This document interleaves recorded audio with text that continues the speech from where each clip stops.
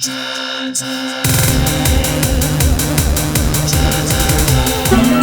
guys, we are in the basement, and today guys, on this episode of John's Arcade, we're going to be revisiting the Ghostbusters pinball machine. Yes guys, we're going to be doing some more mods, putting some more bling on the pinball machine, and in this video actually, we're going to be installing the mother of all the mods. Yes, the Stern, official Stern pinball topper for Ghostbusters. And yes, by the way, Robotron is still down. The parts are on order. If you guys saw in the last video, the header pins on the power supply are burnt up, and those will be here like probably tomorrow, and we'll fix that right away. But anyway, here it is guys, the Stern Shop pinball topper. And yes, this is for our Ghostbusters pinball machine, which is over here. And by the way, if you guys saw the last video, we installed the side art blades, which was a massive success. Really, it looks freaking amazing. So definitely go back and watch that video. Yes, it was a little hairy when I put them on, but at the end of the day, I got them on, and I would probably do it again the same way. And then also in the video before that, we installed the shaker motor. So really,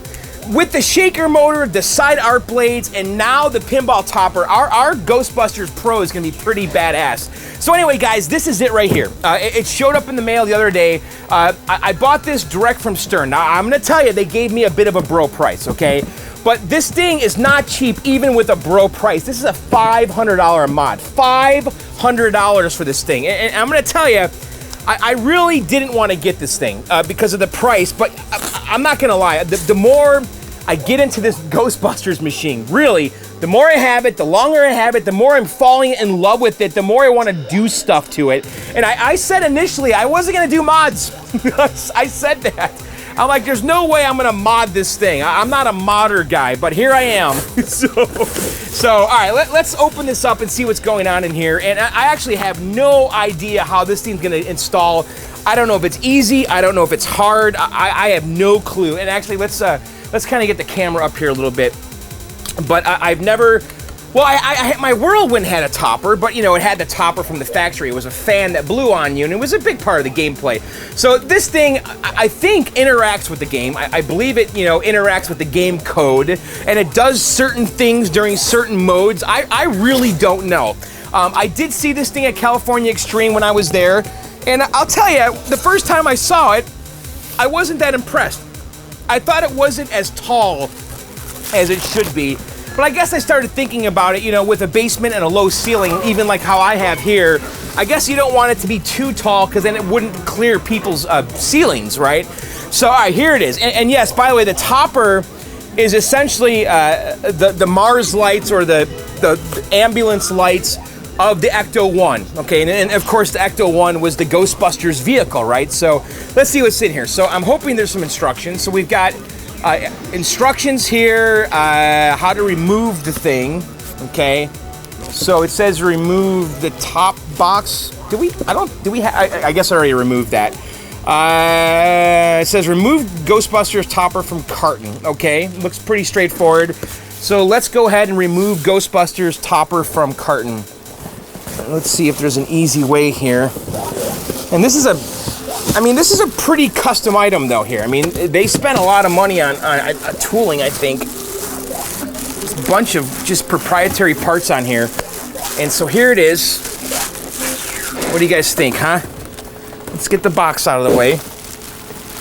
All right, let's take a look here. Was this worth the scratch? I have no idea. So let's take it from the bag and so this is plastic, and this is metal,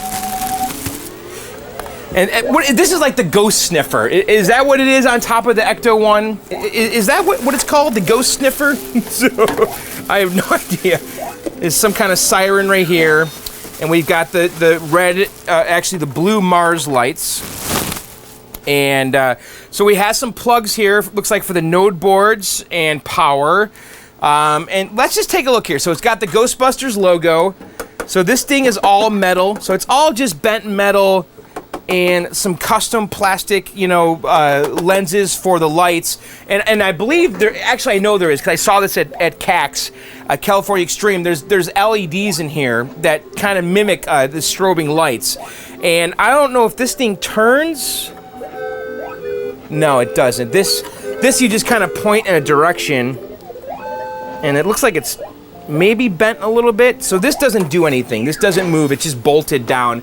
And you guys can see here in the back the little sniffer thing. It's just kind of screwed there to that post.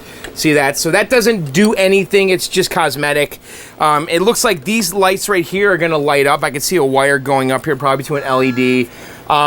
This siren thing over here appears to be 100% cosmetic. So this here has no functionality. That's just a plastic shell. And then it has a metal base, okay? And it looks like we're gonna screw this to the top of the back box on the game, which I don't know if there's pre-drilled holes or what. We're gonna find out. So let's get the instructions here and see what's involved, okay? And I don't know if this is an extension cable for the power. I suspect it is. No, is it? Yes. So this looks like an extension cable for the power that it comes with. And then these are going to plug in, these kind of RJ45 or Ethernet plugs are probably going to plug into the board.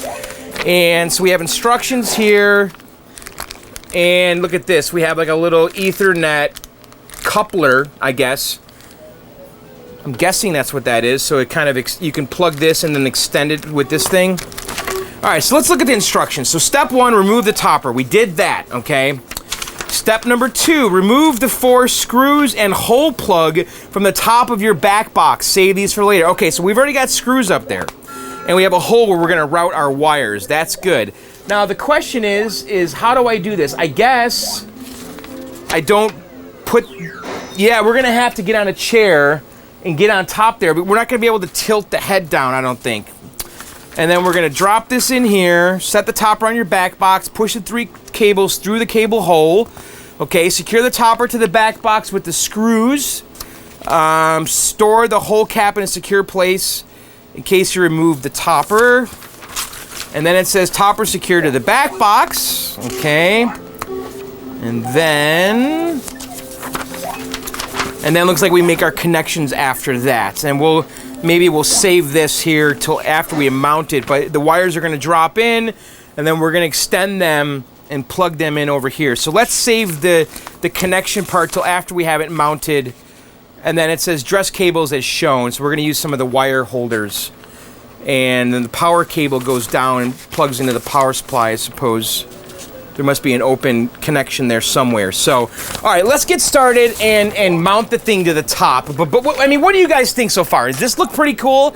I think it does. I'm going to tell you, and I thought this at California Extreme. I thought it was a little short. I thought it could be a lot taller. But, you know, I'm looking at my basement here. I mean, I definitely have room for something that is taller, you know, probably twice the height. But when I saw this thing at California Extreme, I just didn't think it had much of a presence about it. But when you really kind of focused on it and you could see the lights going, it was pretty neat. And maybe in a dark basement, it'll be even more noticeable. Who knows? So anyway, let me kind of clean up a little bit, get the box out of the way. We'll put the thing on the top and we'll screw it down. All right, guys, I have the pinball machine pulled away from the wall here. And let's go ahead and turn it off. And the switch is right here. So I think it's definitely to pull it out in a way so we can get to this side, okay, the right side, because that's where the plug is. So let's kind of come up here and just carefully put the topper on top here. Actually, no, I take that back. We need to remove the screws first. Let's take a look up here, actually, and see what's going on. So if we come up here, you can see we've got 1, 2, and then on the other side 3 and 4, and then this little plug here. So let's see if we can get this plug off with our hand, and we can. So we remove that plug there. We're gonna drop our wires into this hole. And I'm gonna go ahead here and just undo all 4 of these screws.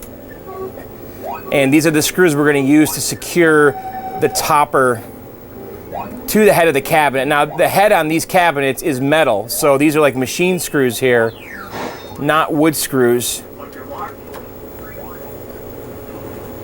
And they're kind of tight, not too bad. So I got these 2 off here. I'm gonna go ahead and get the other 2 off on the other side. I'm gonna have to go over, move my chair to the other side there. So let me go ahead and go get those other 2 off, and then we'll come back and put the header on.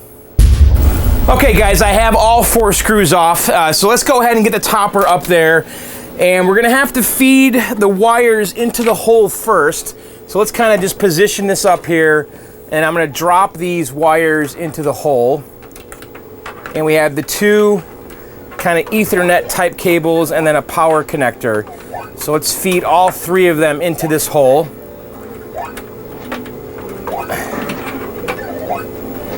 All right. And now the thing just kind of sits flush on there. And it looks like I actually removed the wrong screws. It looks like this screw does not get removed. So I'm gonna have to replace, so it's the two outside screws. There's 3 screws on each side.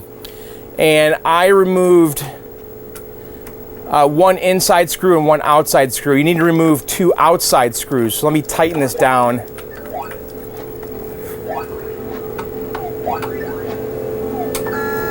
And we're gonna have to take this one out and then do the same on the other side. So if we come up here, you can see that we fed our wires down into the hole, okay? And then the screws you want to remove are actually the 2 outside screws. This one right here and that one in the back, and leave that one right there. And there's actually a little hole right here where that sits. See that?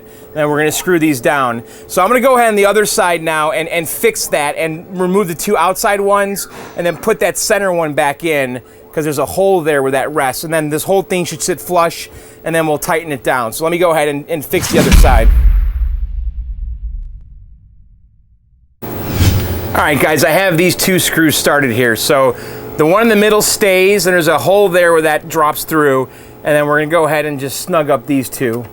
And that will take care of this side here. So really it's 4 screws to install it, and then just the connection inside.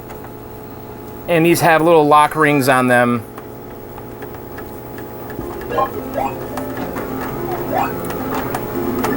All right, and I'll go ahead and snug up the other side, and then that's it for mounting. Okay, so I went ahead and started these 2 here. So let's just snug these up. And that's really most of the heavy lifting, I believe. And then let's come back here. So I'm excited to see how this thing interacts with the game. So is it going to do certain things during certain modes? I'm very, very curious about that. Okay, so it's all mounted. So what I'm going to do right now is I'm going to grab the key to the back glass, because we're going to need to remove that to make all of our connections. So let me grab the key and reset this back up on a tripod, and we'll go to the next steps. But how's it look, guys? Does it look good? I think it does. I really do. And look at, it barely clears my basement. If it was 3-4 inches taller, it would be hitting this joist. So I guess they know what they're doing with these toppers as far as height goes, because there's really not much room at all. So it's as big as it needs to be, I guess. All right, let me get the key and we'll go to the next step. Okay, so I grabbed the key to the back glass, so let's go ahead and remove that, and it's going to reveal the board and the wires that we dropped in. And obviously be careful, because this is glass. I believe it's still glass. Who knows these days? Oh, okay, so, all right, so here's our wires we dropped down. Let's get our instructions and figure out what we do next here. Let's kind of take a peek.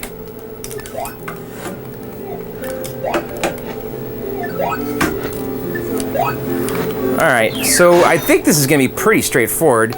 So let's read the instructions, and it says, so we need to dress the cable as shown after we do this. So kit contents: 1 topper, RJ45 coupler, and 1 power extension cable. So let's grab those. Okay, so we have our power extension cable, okay, and our RJ45 coupler. Drop the cables, we did that. Plug the RJ45 coupler into either one of the RJ45 cables coming from the topper, okay?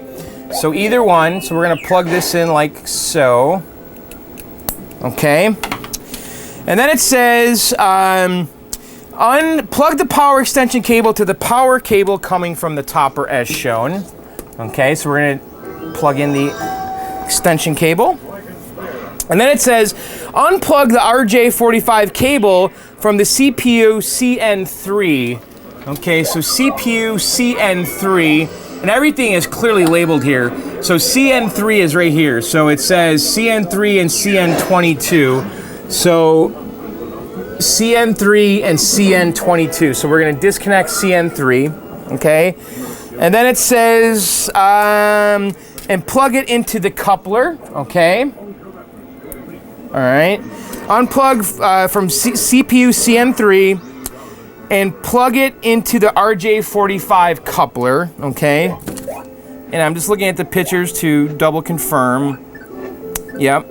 And then plug the second RJ45 coming from the topper into CN3 of the CPU board. Just like so, okay? All right. Let me just double check my work here. So unplug, put that in, unplug from CPU CN3, and then plug that into the coupler, plug the second RJ45 coming from the topper into CN3 of the CPU. Okay. So that's it. We did it, right? And then it says plug the other end of the power extension cable to CN7 of the power distribution block, which is down here, okay? So we might have to remove this, which is no big deal. Okay, let's take a look here. Hopefully it doesn't slide down. So we've got that off, and then we need to plug it in right here.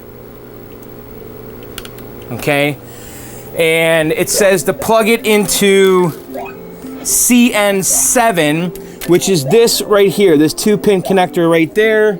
And if we look on the board, I can see it's labeled CN7, okay? So let's kind of take a look here.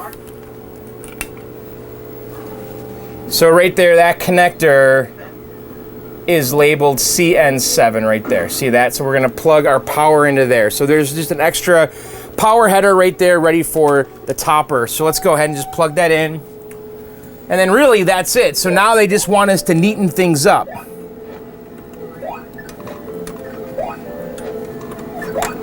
Okay, that's it.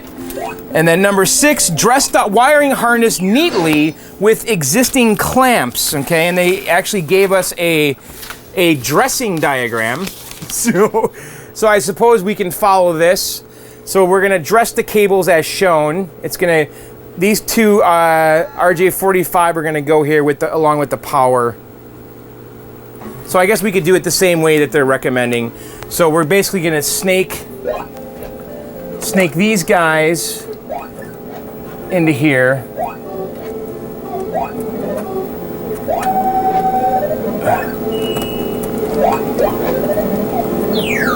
Okay.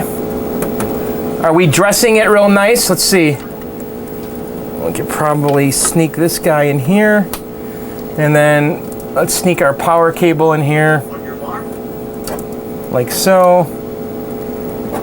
I think that looks pretty legit.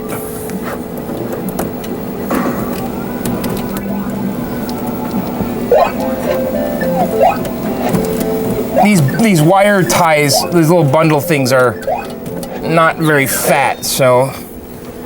Okay, so we're all dressed up here. And I think that looks pretty legit. What do you guys think? Did we do okay? Got our power connector.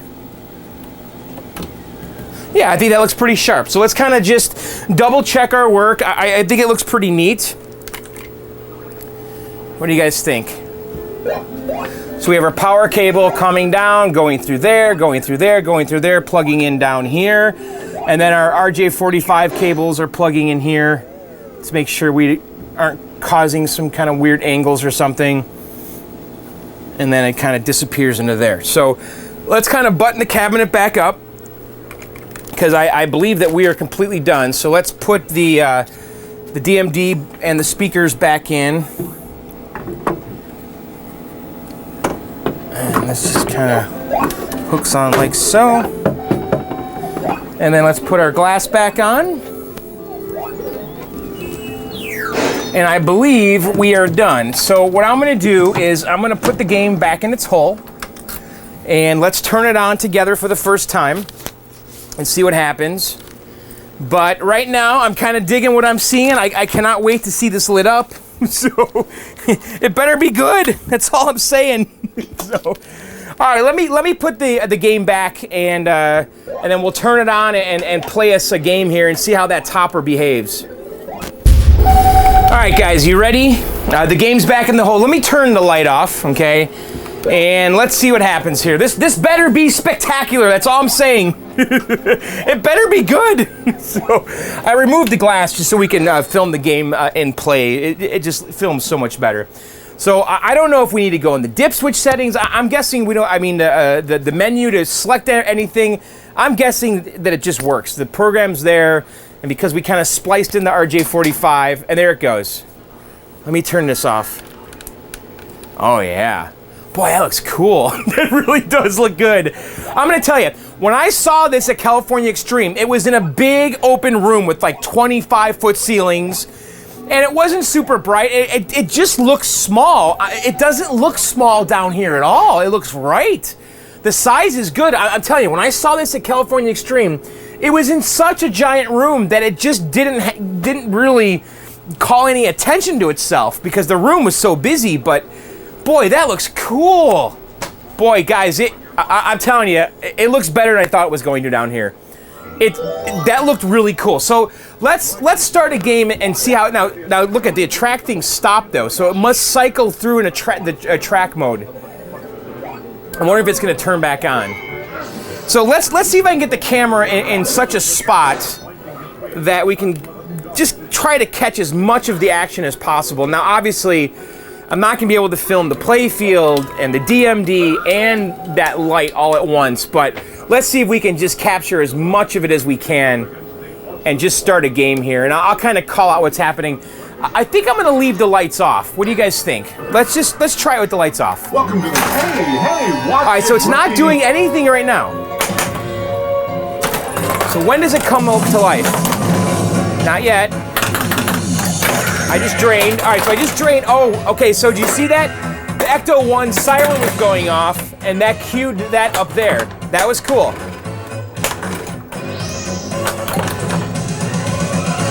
I'm draining. I'm curious to see. So that was neat, though, because did you hear the siren going off when it relaunched the ball? And that light went on. Okay, it's not doing anything right now. Okay, who brought the dog?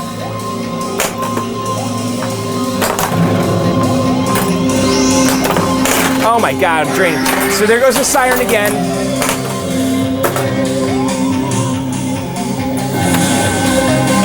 We gotta start in a mode here. Don't drain. All right, Scoleri Brothers. I need to have a good game. Oh my God, I'm draining like crazy. All right, let's see what happens now. Here we go. And weak plunge.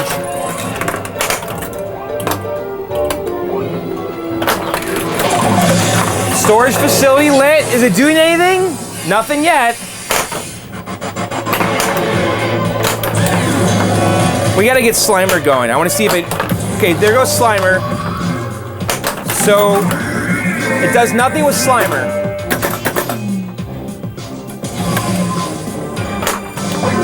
And I'm wondering if it has like various light shows that it does. Or is it just one dimensional on or off? Is it very binary that way? So I'm hitting Slimer. Okay, so Book of Tobin. All right, come on.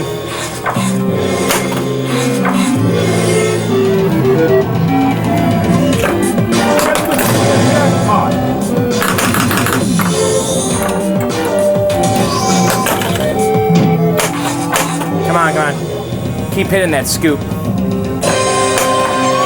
Extra ball is lit. Extra ball's lit.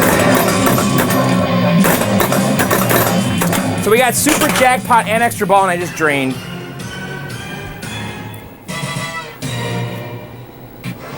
All right, well, so far, it hasn't done a whole lot.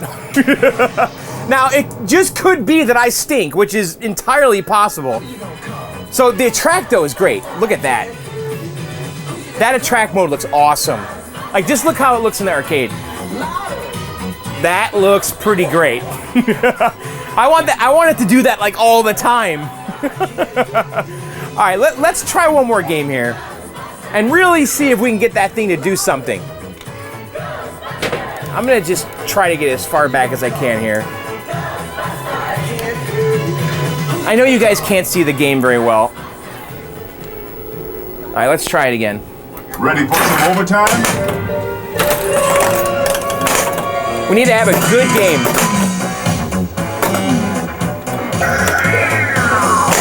Oh my God, this is gonna go off. That's cool though. So when you hear the siren, it does the whole siren thing up top. Makes complete sense. Oh my God, I'm draining like crazy. Let's have a good game.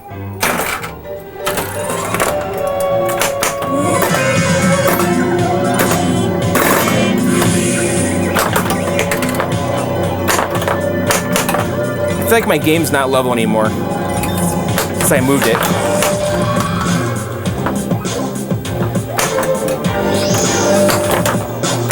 I gotta fix that Slimer.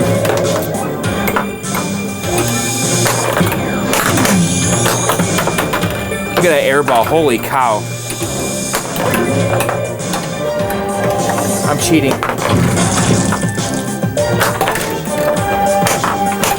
So the Slimer, we're definitely gonna have to address that Slimer. It really doesn't register most times.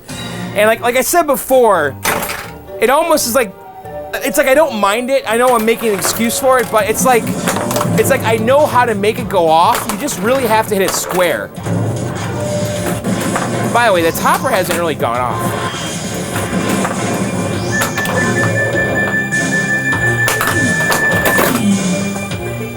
Like that was a pretty square Slimer hit.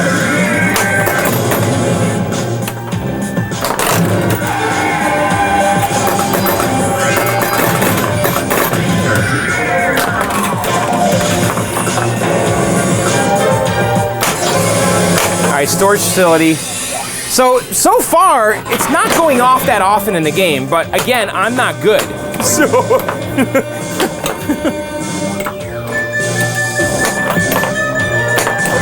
Oh my God, just go away, Slimer. I'm studying the effect of negative reinforcement on ESP. All right, this mode's pretty cool though. I want you to tell me what. So you have to guess what it is. You can't see these, can you? All right, we'll take. What's this one? Should I go for it or just take now? Let's take the Nice million. going, rookie. I really like that. It's a simple little mode, but it's good.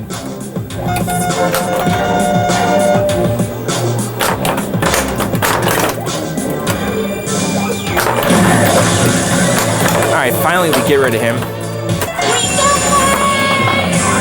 Okay, now it's going off. Hear the sirens? So I guess it matches what Ecto 1 does, which, I mean, makes complete sense. I'm guessing it goes crazy during the multi-ball stuff. Let's get that super jackpot. Oh, that's a we got one.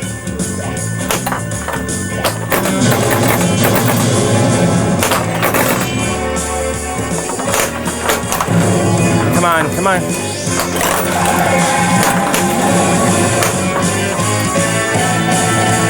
Get the extra ball.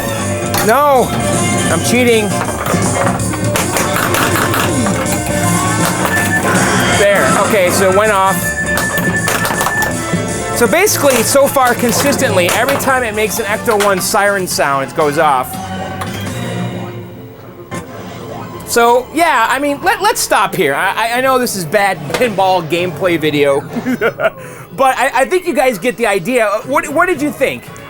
Is it worth it? Is it worth the $500?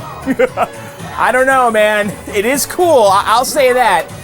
You'll have to decide for yourself. I don't know. It's a lot of scratch, man. But it's cool. It really does. I mean, this is the Ghostbusters Pro, okay? So I don't have like the big bling model, you know, the LE or the premium. So I'm still well under the threshold of an LE and a premium. And my game's kind of blinged out for a Pro, right? We got the inner art, we got the shaker motor, and now we have the topper. I don't know. I feel pretty okay. I do. I think it looks kind of cool. I really liked. I wish it kept doing the. I guess that would get annoying, wouldn't it, if it just kept doing it? Well, that wasn't such a chore, now, was it? I was wondering if you can make it go off if you hit the flippers. So yeah, guys, that's how to install, and that's kind of what the official pinball topper for Ghostbusters does.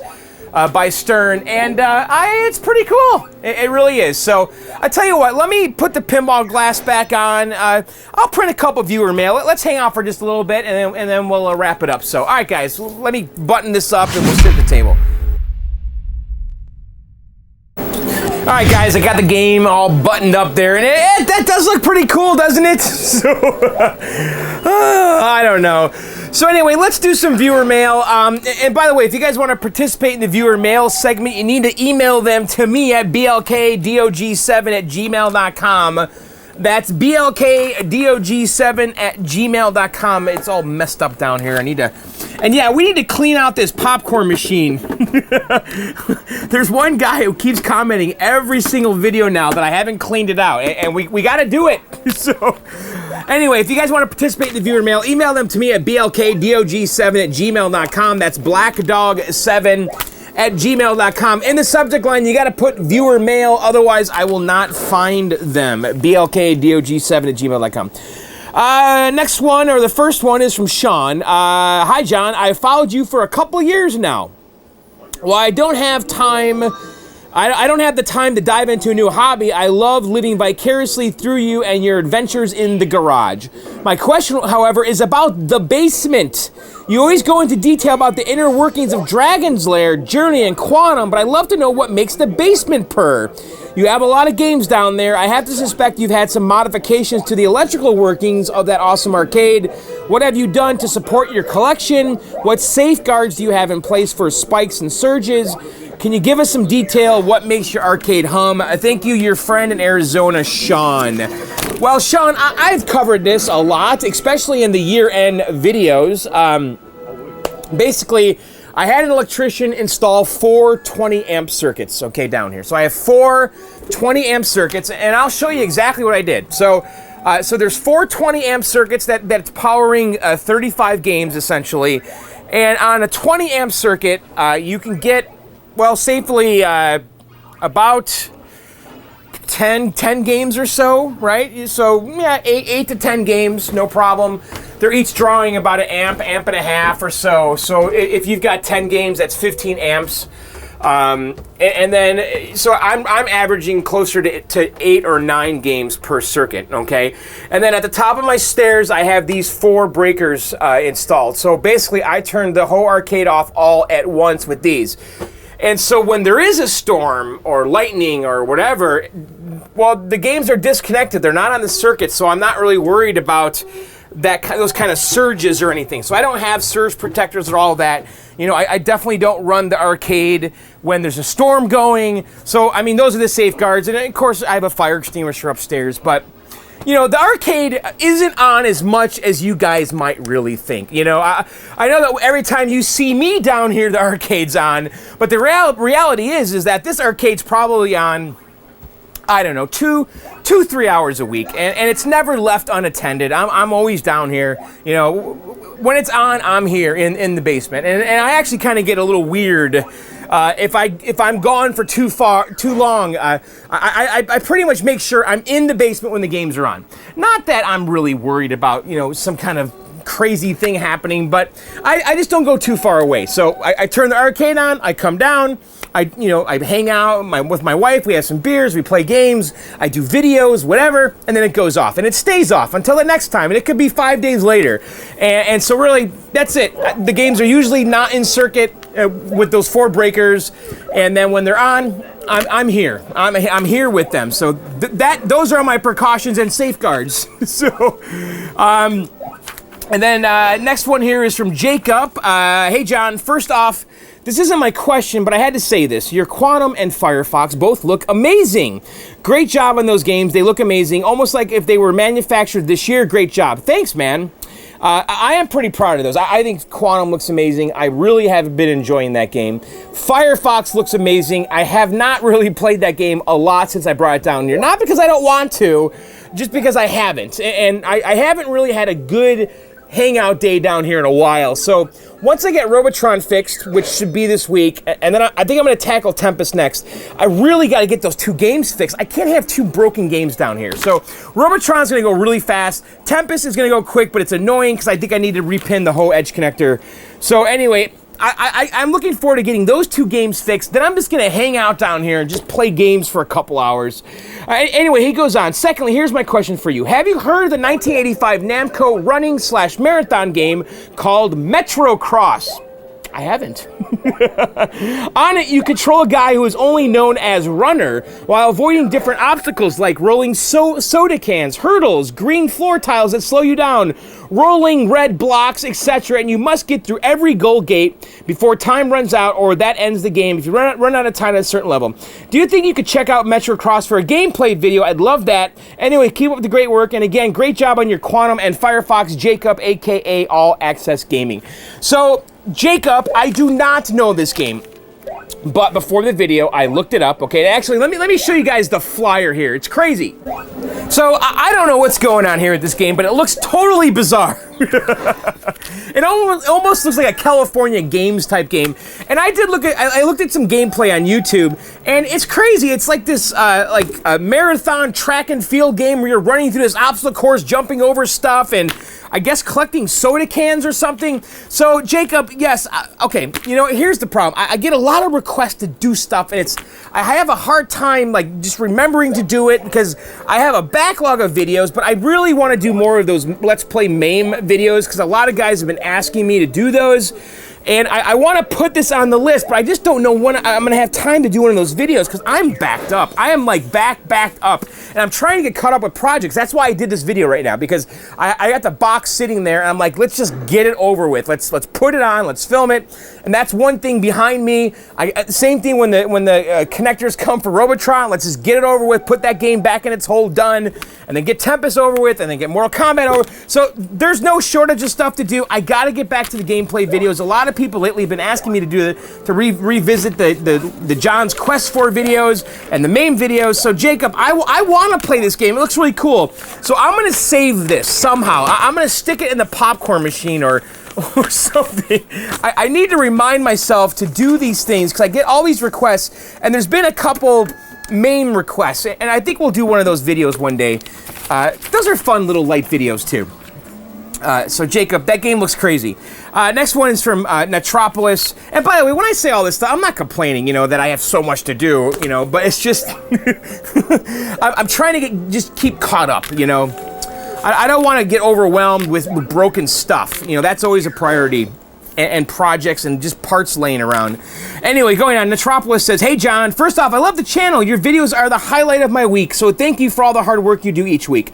I have a tough one for you. And this is the tough one, actually. Maybe you guys can help, because I'm not sure of the exact answer or if there is an answer, okay? I suspect there is no answer, but let's talk about this. He says, I have a tough one. I have a cabinet with a vertically mounted monitor, okay? He wants to put a horizontal game in it. The game is one of my all-time favorite games. It never had a dedicated cabinet. What I don't want to do is hack up the cabinet and physically rotate the monitor. I like to have the game display correctly on the vertical monitor. Is there a way to do this? And he believes his monitor is a 4600. He has to do a recap anyway, so I don't mind messing around with some of the wires. Thanks, Netropolis. So, okay, my gut on this is that there's no way to fix this, okay? So, because you have a vertical monitor, okay, and you want to play a horizontal game on it, okay?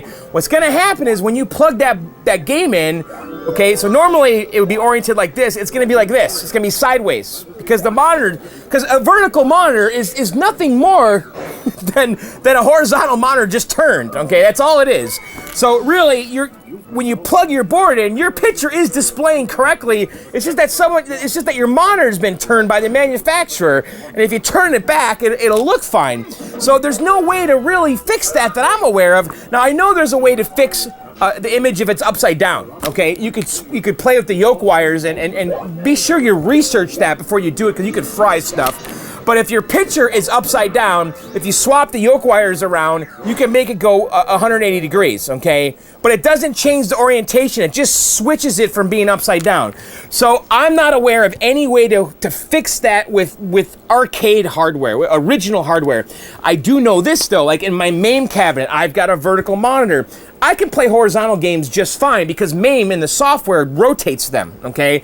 And it automatically rotates them for me. I don't remember if I did something in the settings, it's been so long, but when I play a horizontal game, in my MAME cabinet, it's not sideways, it's actually right side up. It might be squished, it might be stretched, but it is the right side up. So, Nitropolis, the only thing that I can recommend is you somehow put a MAME thing in there or a RetroPie or something that can rotate the image in software, because you're not going to be able to do it with the game PCB or the monitor. That's what I believe to be true. If that's not true and someone knows something that I don't know about rotating an image, making a horizontal game play on a vertical monitor and vice versa, let me know. But I don't think that's the case unless you do it with something with a PC or a RetroPie or MAME.